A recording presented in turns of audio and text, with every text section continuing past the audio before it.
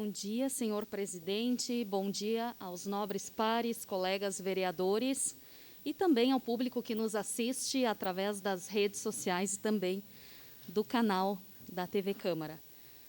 Bom, quero falar hoje, sobre um pouco sobre a outra face do coronavírus, A gente sabe dos impactos que este vírus tem trazido, impactos na saúde, na economia e um impacto muito importante que está acontecendo e que muitas vezes a gente não enxerga, é nos lares, nas famílias.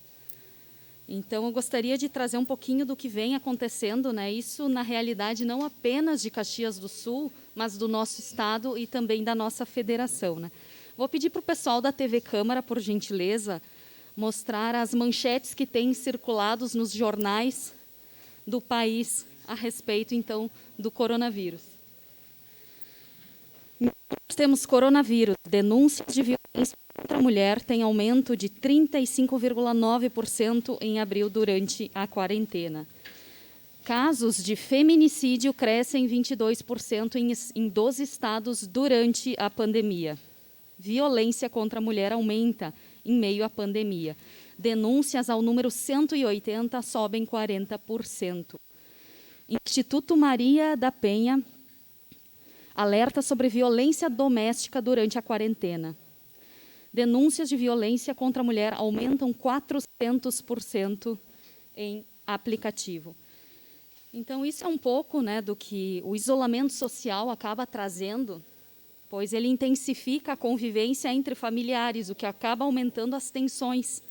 E nesse contexto de apreensões, de incertezas, de adversidades impostas pela pandemia, além também do consumo de álcool, drogas, pode estar desencadeando uma série de formas de agressão contra as mulheres e também contra essas crianças que estão, Agressões físicas, psicológicas, sexuais, patrimoniais, danos morais, uma série de situações, Então, nós temos em Caxias do Sul a Rede de Proteção à Mulher. Uma declaração de líder, presidente. A Rede de Proteção à Mulher, então, ela foi formalizada em 2008 e nós temos diversas entidades que compõem essa rede de proteção.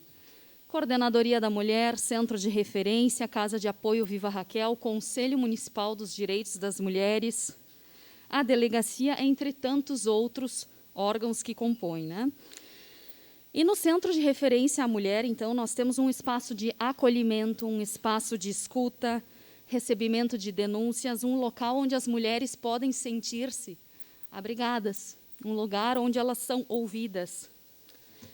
E é muito importante falar de uma ação que a Câmara vem fazendo, Então, notícia recente, Gaúcha ZH 21/5. Câmara aprova projeto que proíbe a interrupção de serviços de combate à violência doméstica. Hoje nós temos, em nosso município, uma situação muito complexa. É o quê?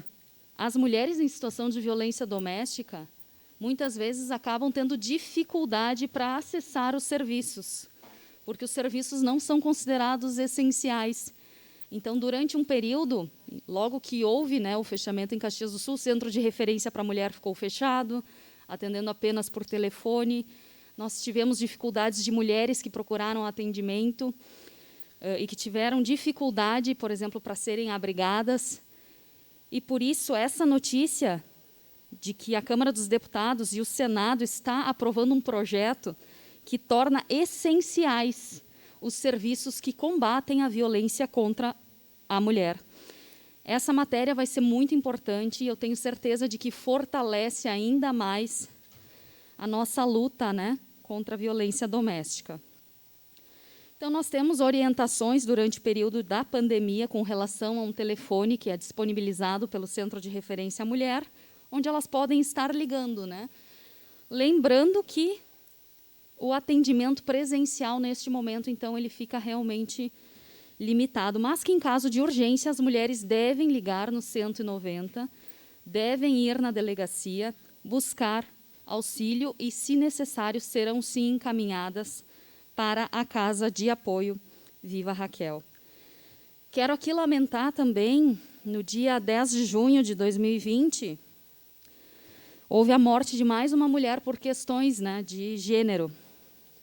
Ela é uma agricultora de Vacaria que pediu medidas protetivas e 26 horas antes, né, da sua morte, ela pediu as medidas protetivas, mas teve o pedido negado pela justiça, né? Ela não queria representar o agressor, mas ela estava recebendo mensagens dizendo que se ela não fosse dele, não seria de mais ninguém.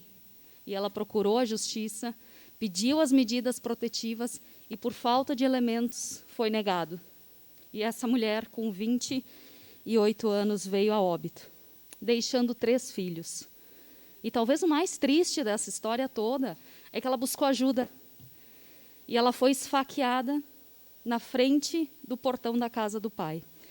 Então, são situações como essas, em que o relato da vítima deveria ser o suficiente.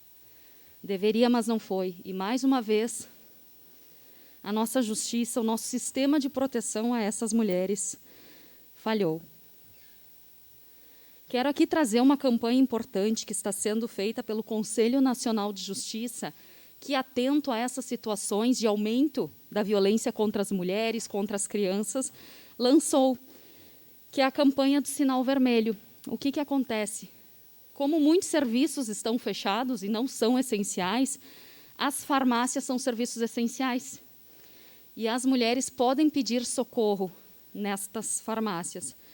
Então, vou pedir para o pessoal da TV Câmara, né, tem um vídeo também para explicar um pouquinho dessa campanha, para falar um pouco sobre como funciona a campanha e a importância das mulheres saberem que podem buscar este auxílio também nas farmácias, que são considerados serviços essenciais. Às vezes, o grito de socorro é silencioso e pode vir de um simples batom. Durante a pandemia, as mulheres estão mais expostas à violência doméstica e com menos oportunidades de pedir ajuda pela proximidade com o agressor. Se esse é o seu caso, faça um X vermelho na palma da sua mão e mostre na farmácia ao atendente. A polícia militar será chamada. Você não está sozinha. Sinal vermelho contra a violência doméstica.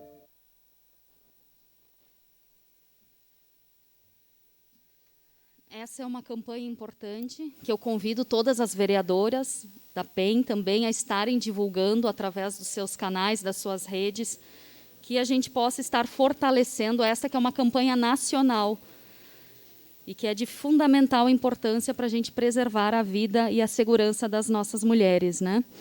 Falar também, reforçar que nós temos um abrigo, que é a Casa de Apoio Viva Raquel, e que as mulheres que estiverem em situação precisam estar buscando e podem estar fazendo, né, um boletim de ocorrência, relatando a situação, pedindo esse abrigamento para si e para seus filhos também.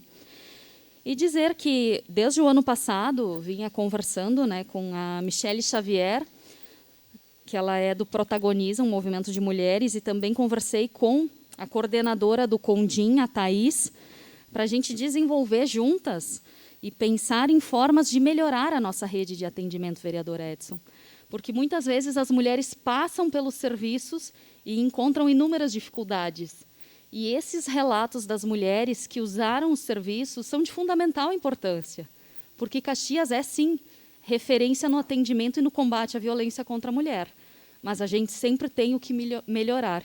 Então, nesse sentido, eu fiz uma indicação de metodologia ao executivo para que a gente possa estar elaborando ferramentas de controle social para avaliar e para melhorar os serviços e as políticas públicas de proteção às mulheres.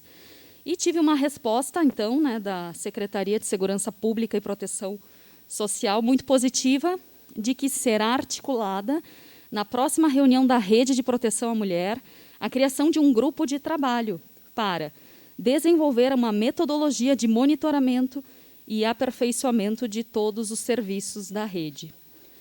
Então, me alegra muito saber que a gente, enquanto vereador, a gente vê os problemas, mas nós não ficamos passivos diante dos problemas.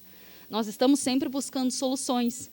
E a Prefeitura tem sido muito parceira na conversa, no diálogo, em buscar ferramentas para melhorar cada vez mais os serviços oferecidos, né?